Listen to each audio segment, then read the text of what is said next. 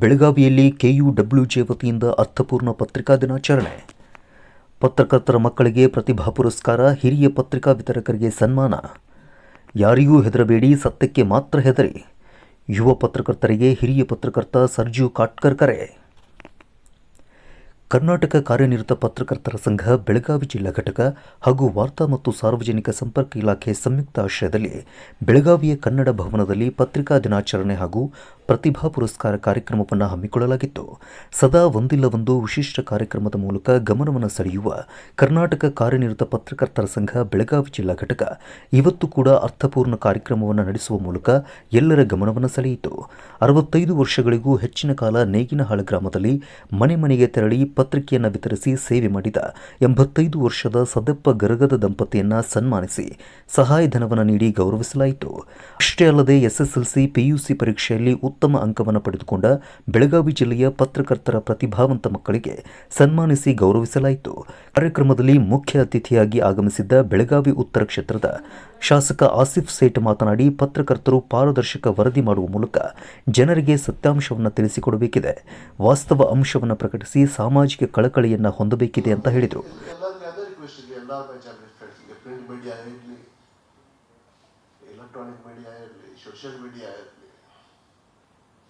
Whatever is the truth, ಏನು ಸತ್ಯ ಇದೆ,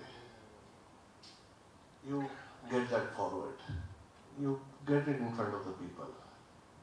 ಜನತೆ ಮುಂದೆ ತಗೊಂಡು ಬನ್ನಿ ನೀವು. ಹಿರಿಯ ಪತ್ರಕರ್ತ ಹಾಗೂ ಸಾಹಿತಿ ಸರ್ಜು ಕಾಟ್ಕರ್ ಮಾತನಾಡಿ, ಕರ್ನಾಟಕದಲ್ಲಿ ಪತ್ರಿಕೋದ್ಯಮ ಉಗಮದ ಬಗ್ಗೆ ಸವಿವರ ಮಾಹಿತಿಯನ್ನು ಕೊಟ್ಟರು. ಪತ್ರಕರ್ತರು ಯಾವುದಕ್ಕೂ ಹೆದರಬಾರದು, ಸತ್ಯಕ್ಕೆ ಮಾತ್ರವೇ ಹೆದರಬೇಕಿದೆ ಅಂತ ಯುವ ಪತ್ರಕರ್ತರಿಗೆ ಸಲಹೆಯನ್ನು ಕೊಟ್ಟರು. ಎಲ್ಲ ನನ್ನ ಗೆಳೆಯರನ್ನ ನಾನು ನೋಡಿದೆ. ಭಾಳ Young generations has come up, ಭಾಳ ಯಂಗ್ಸ್ಟರ್ಸ್ ಎಲ್ಲ ಬಂದಿದ್ದಾರೆ. ನಾನು ಹೆಗಡೆ ಅವ್ರಿಗೆ ಅದೇ ಹೇಳ್ತಾ ಇದ್ದಿಲ್ಲ, ಇದರಲ್ಲಿ ಏನು ಹೆಸರುಗಳಿದ್ದಾವಲ್ಲ, ನಾವೇನು ಹೆಸರುಗಳನ್ನು ಕೇಳಿರಲಿಲ್ಲ, ನೋಡೇ ಇರಲಿಲ್ಲ. ಬಟ್ ಇವತ್ತು ಎದರ ಅವ್ರದ್ದು ಒಂದು ರೀತಿಯ ಸಂದರ್ಶನ ಆಗ್ತಾ ಇದೆ. ಈ ಜರ್ನಲಿಸ್ಟ್ಗಳು ಬಹಳ ಇಟ್ ಈಸ್ ಎ ವೆರಿ ಭಾಳ ಅತ್ಯಂತ ಜವಾಬ್ದಾರಿಯುತವಾದಂಥ ಒಂದು ಕೆಲಸ, ಅತ್ಯಂತ ಜವಾಬ್ದಾರಿಯುತವಾದಂಥದ್ದು. ನೀವೇನು ಬರೀತೀರಿ ಜನ ಅದನ್ನು ನಂಬ್ತಾರೆ. ಅದಕ್ಕೆ ಸತ್ಯವಾದದ್ದನ್ನೇ ಬರೀಬೇಕು, ಸತ್ಯವಾದದ್ದನ್ನೇ ಬರೀಬೇಕು. ನಮ್ಮ ಮಾಲೀಕರು ಮನೋಜ್ ಕುಮಾರ್ ಸಂತಾಲಿ ಅಂತ ಹೇಳಿ ಅವರೊಂದು ಮಾತನ್ನು ಹೇಳ್ತಾ ಇದ್ದಾರೆ ನನಗೆ, ನೀವು ಯಾರಿಗೂ ಹೆದರೋದು ಬೇಡ, ಮಾಲೀಕರಿಗೂ ಹೆದರಬೇಡಿ, ದೇವರಿಗೂ ಹೆದರಬೇಡಿ, ಆದರೆ ಸತ್ಯಕ್ಕೆ ಮಾತ್ರ ಹೆದರಬೇಕು, ಸತ್ಯಕ್ಕೆ ಮಾತ್ರ ಯಾವಾಗಲೂ ನೀವು ಹೆದರಬೇಕು ಅನ್ನೋ ಒಂದು ಮಾತನ್ನು ಹೇಳ್ತಾ ಇದ್ದಾರೆ ಅವರು. ಜರ್ನಲಿಸ್ಟ್ಗಳಿಗೆ ಎಲ್ಲ ರೀತಿಯ ಅಂದರೆ ಈ ಶುಡ್ ಬಿ ಪೊಲೀಸ್ ಫೋರ್ಸ್ ಇರ್ಬೋದು, ಪ್ರೆಸ್ ಇರ್ಬೋದು, ಅವೆರಡು ಪಿ ಮತ್ತೆ ನೋಡಿದರೆ ಅವು 24 ತಾಸು they are on the duty. ಅವ್ರಿಗೆ 24 ತಾಸು ಅವರು ಡ್ಯೂಟಿ ಮೇಲೆ ಇರಲೇಬೇಕಾಗ್ತದೆ. ಯಾವ ಹೊತ್ತಿನಲ್ಲಿ ಏನಾಗ್ತದೆ ಅನ್ನೋದು ಗೊತ್ತಾಗೋದಿಲ್ಲ. ಯಾವತ್ತಿನಲ್ಲಿ ನನ್ನ ಜೀವನದ ಒಂದು ಘಟನೆ ಹೇಳಬೇಕಂದ್ರೆ ಮತ್ತು ಅಲರ್ಟ್ ಇರಬೇಕಾಗ್ತದೆ. All the time you should be alert. ನಮಗೆ ಅದೇ ನೀವೆಲ್ಲ ಇದ್ದೀರಿ, ಇದರಿಂದ ನೀವೆಲ್ಲ ಬಂದಿದ್ದೀರಿ, ನಿಮಗೆಲ್ಲ ನಿಮ್ಮ ಸಂಪಾದಕರು ಅದನ್ನೆಲ್ಲ ಹೇಳಿರ್ತಾರೆ ನನಗೆ. ಆಮೇಲೆ ಯಾವುದೇ ಫೋನ್ ಕಾಲ್ಗಳು ಬಂದರೂ ಸಹಿತ, ನನ್ನ ಅನುಭವದಿಂದ ನಾನು ಹೇಳ್ತಾ ಇದ್ದೀನಿ ಮಾತನ್ನ, ಯಾವುದೇ ಫೋನ್ ಕಾಲ್ಗಳು ಬಂದರೂ ಸಹಿತ ಅದನ್ನು ಉತ್ತರಿಸುವಂತಹ, ಅದಕ್ಕೆ ರಿಪ್ಲೈ ಮಾಡುವಂತಹ ಕಾರ್ಯನಿರತ ಪತ್ರಕರ್ತರ ಸಂಘದ ಜಿಲ್ಲಾಧ್ಯಕ್ಷ ದಿಲೀಪ್ ಕುಮಾರ್ ಕುರುಂದವಾಡೆ ಮಾತನಾಡಿ, ಪತ್ರಕರ್ತರು ತಂತ್ರಜ್ಞಾನಕ್ಕೆ ತಕ್ಕಂತೆ ಅಪ್ಡೇಟ್ ಆಗಬೇಕಾಗಿದೆ. ಪತ್ರಕರ್ತರಿಗೆ ಹಲವು ಯೋಜನೆಯನ್ನು ರೂಪಿಸುವುದಕ್ಕೆ ಪ್ರಯತ್ನ ಪಡುತ್ತಿದ್ದು, ಮುಂಬರುವಂತಹ ದಿವಸಗಳಲ್ಲಿ ಬೆಳಗಾವಿ ಮಹಾನಗರದಲ್ಲಿ ಪತ್ರಕರ್ತರಿಗೆ ನಿವೇಶನವನ್ನು ಕೊಡಿಸುವ ಗುರಿಯನ್ನು ಹೊಂದಲಾಗಿದೆ ಅಂತ ಹೇಳಿದರು. ಜೊತೆಗೆ ಪತ್ರಕರ್ತರ ಮಕ್ಕಳ ಭವಿಷ್ಯವನ್ನು ನಾವು ಉಜ್ವಲ ಮಾಡಬೇಕು ಅಂತ ಪ್ಲಾನ್ ಮಾಡಿದಾಗ ಎಲ್ಲರೂ ಕೂಡ ಸಕಾರಾತ್ಮಕ ಸ್ಪಂದಿಸ್ತಾರೆ.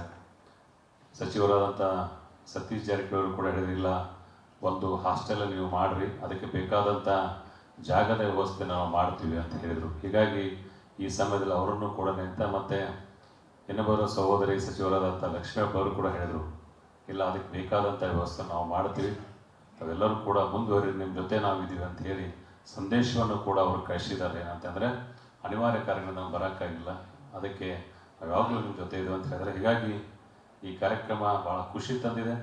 ಪ್ರತಿ ವರ್ಷವೂ ಕೂಡ ಒಂದು ಕಾರ್ಯಕ್ರಮ ವಿಶೇಷವಾಗಿರುವ. ಇನ್ನು ವಾರ್ತಾ ಮತ್ತು ಸಾರ್ವಜನಿಕ ಸಂಪರ್ಕ ಇಲಾಖೆಯ ಉಪನಿರ್ದೇಶಕ ಗುರುನಾಥ ಕಡಬೂರ್ ಮಾತನಾಡಿ, ಎಲ್ಲೇ ಪತ್ರಿಕಾ ದಿನಾಚರಣೆ ನಡೆದರೂ ವೃತ್ತಿ ಧರ್ಮ ಪಾಲನೆ, ನೈತಿಕತೆ ಬಗ್ಗೆ ಚರ್ಚೆ ಆಗುತ್ತೆ.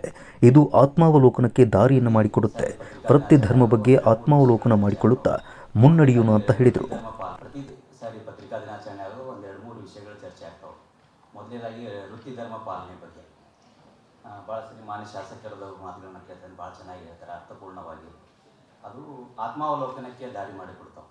ಈ ಥರ ನಾನು 2-3 ಸರಿ ಮಾತುಗಳನ್ನು ಕೇಳಿದ್ದೀನಿ. ಪ್ರತಿ ಪತ್ರಿಕಾ ದಿನಾಚರಣೆ ಕಾರ್ಯಕ್ರಮ ನಮ್ಮ ದೇಶದಲ್ಲಿ ಆಗಲಿ ರಾಜ್ಯದಲ್ಲಿ ಎಲ್ಲೇ ನಡೀಲಿ ಮೊದಲು ಚರ್ಚೆ ಆಗ್ತಾ ಇರೋದು ವೃತ್ತಿ ಧರ್ಮ ಪಾಲನೆ ಬಗ್ಗೆ, ನೈತಿಕತೆ ಬಗ್ಗೆ. ಇದ್ರ ಜೊತೆಗೆ ಇನ್ನೊಂದು ವಿಷಯ ನಾವು ಮಿಸ್ ಮಾಡ್ತಾ ಇದ್ವಿ. ಯಾಕೆಂದರೆ ಸಾಕಷ್ಟು ಸವಾಲುಗಳು ಎದುರಾಗ್ತಾ ಇದ್ದಾವೆ.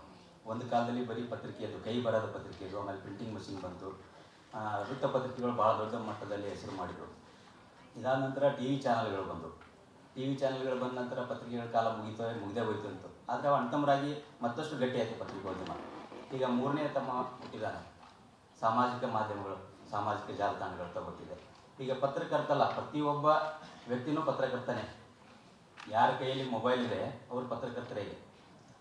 ಯಾವ ಕಾರ್ಯವನ್ನು ಪತ್ರಕರ್ತರು ಮಾಡುವಲ್ಲಿ ಸಾಧ್ಯ ಆಗ್ತಾ ಇಲ್ಲನೋ ಆ ಕಾರ್ಯವನ್ನು ಪ್ರತಿಯೊಬ್ಬ ನಾಗರಿಕರು ಮಾಡ್ತಾ ಇದ್ದಾರೆ. ಎಷ್ಟು ಚೆನ್ನಾಗಿ ಬರೀತಾ ಇದ್ದಾರೆ ತಾವು ನೋಡಿದ್ರಿ. ಒಂದು ಕಾಲಕ್ಕೆ ಬರವಣಿಗೆ ಅಂದರೆ ಸಾಹಿತಿಗಳು ಮಾತ್ರ ಬರಿತಾ ಇದ್ರು, ಕೆಲವೊಂದು ಸೀಮಿತ ವೇದಿಕೆಗಳಿದ್ರು. ಹಂಗಿಲ್ಲ, ಈಗ ಪ್ರತಿಯೊಬ್ಬರು ಕೂಡ ತಮ್ಮ ಅನುಭವಗಳನ್ನು, ತಮ್ಮ ವಿಚಾರಗಳನ್ನು ಭಾಳ ಎಚ್ಚರಿಕೆಯಿಂದ ಕೆಲಸ ಮಾಡ್ತಾ ನಮ್ಮ ಪ್ರಜಾಪ್ರಭುತ್ವ ವ್ಯವಸ್ಥೆಯನ್ನು, ಪತ್ರಿಕೋದ್ಯಮ ವ್ಯವಸ್ಥೆಯನ್ನು ಮತ್ತಷ್ಟು ಬಲಪಡಿಸ್ತಾ ಇದ್ದಾರೆ. ನಾಗರಿಕ ಹಕ್ಕುಗಳ ಎಲ್ಲಿ ಉಲ್ಲಂಘನೆ ಆಗ್ತಾ ಇದ್ದಾವೆ, ಎಲ್ಲಿ ಸಾರ್ವಜನಿಕರಿಗೆ ಅನ್ಯಾಯ ಆಗ್ತಾ ಇದೆ, ಎಲ್ಲಿ ವ್ಯವಸ್ಥೆಗಳಲ್ಲಿ ಲೋಪದೋಷ ಇದೆ. ಸೊ ಪ್ರತಿಯೊಬ್ಬ ವ್ಯಕ್ತಿ ಕೂಡ ಈಗ ಪತ್ರಕರ್ತ ಆಗಿದ್ದಾರೆ. ಸೊ ಇದು ಒಂದು ಸವಾಲು. ಈಗ ನಮ್ಮ ಪತ್ರಿಕೋದ್ಯಮ ಮುಂದಿರುವಂಥ ಸವಾಲುಗಳಂದರೆ ಇದು ಒಂದು. ಈ ಸವಾಲನ್ನು ಈಗ ತಂತ್ರಜ್ಞಾನದಿಂದ ಉದ್ಭವಿಸಿರುವಂಥ ಈ ಸವಾಲುಗಳನ್ನು ಮೆಟ್ಟಿ ನಿಂತುಕೊಂಡು ಮತ್ತು ನಮ್ಮ ವೃತ್ತಿ ಧರ್ಮದ ಬಗ್ಗೆ ಆತ್ಮಾವಲೋಕನ ಮಾಡ್ಕೊಳ್ತಾ ಮುಂದಿನ ಹೆಜ್ಜೆಯನ್ನು, ಅಂದರೆ ಪತ್ರಿಕೋದ್ಯಮ ಸ್ವರೂಪ ಯಾವ ರೀತಿ ಬದಲಾಗ್ತಾ ಇದೆ ನಾವು ಗಮನಿಸ್ತಾ ಇರಬೇಕು. ಅದಕ್ಕೆ ತಕ್ಕಂತೆ, ಅಂದರೆ ಕಾಲಕ್ಕೆ ತಕ್ಕಂತೆ ನಮ್ಮ ವಿಚಾರಗಳನ್ನು, ನಮ್ಮ ಕಾರ್ಯಕ್ಷಮತೆಯನ್ನು ಬದಲಾಯಿಸಿಕೊಂಡು ಎಲ್ಲರೂ ಯಶಸ್ವಿ ಪತ್ರಕರ್ತರಾಗಿ ಮುನ್ನಡೆಯೋಣ ಅಂತೇಳಿ ಮತ್ತೊಮ್ಮೆ ಆಶಿಸ್ತೀನಿ.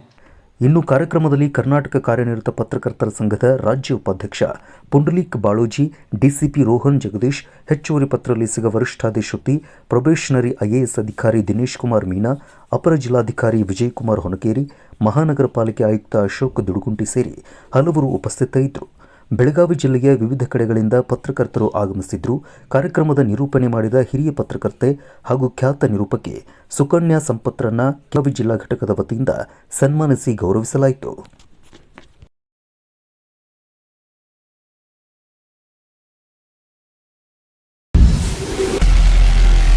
ನಾರ್ತ್ ಫಸ್ಟ್, ಉತ್ತರ ಕರ್ನಾಟಕದ ಆವಾಜ್.